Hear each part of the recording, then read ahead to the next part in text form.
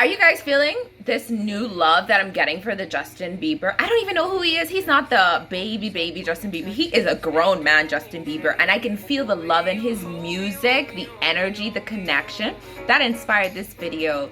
The way you holy on God, run into the altar like a track star. Have you been feeling like running to an altar like a track star because you feel that love and that connection? So let's talk about relationships, guys. How do we build them? How do we create them? And why relationships matter? Let's start with the why. As humans, love is one of the most profound emotions to us as human beings. There are many kinds of love, but many people seek love and express love through their romantic relationships with a compatible partner or partners. So for these individuals, romantic relationships comprise one of the most meaningful aspects of life and are a great source of deep fulfillment. However, we have learned, though, human connection appears to be innate. It's the ability to form those loving, healthy relationships that is learned. And it's learned from the ability to create and have stable relationships from the onset. What do I mean by that? Those earliest experiences with our caregivers, which means our parents. So were they giving us food? Were they giving us warmth? Were they giving us affection and protection and social contact? Because those early relationships are how we continue to learn and form relationships later in life. So we first have to assess how we made those early bonds. Do we have them? And just because maybe you didn't have the best early relationships or early childhood doesn't mean you don't have the ability now. You just have to really be honest with the impact of those generational pains. And so how do we build healthy relationships or maintain them?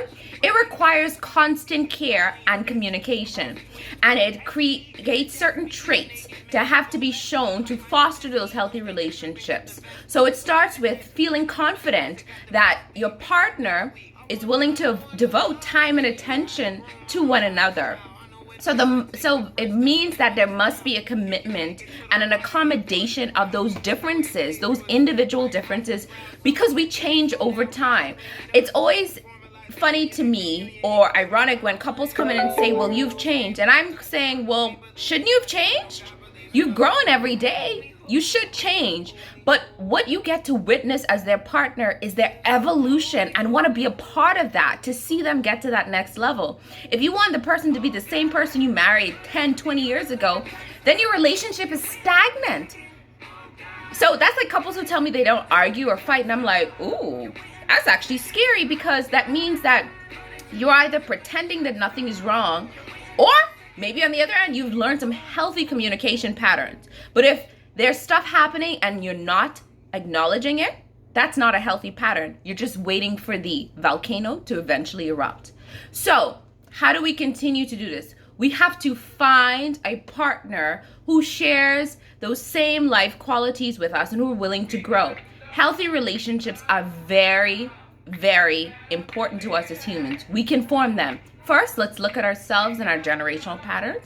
And then let's go out there and fulfill this deep human need, because love is what we need. Have a good day, guys.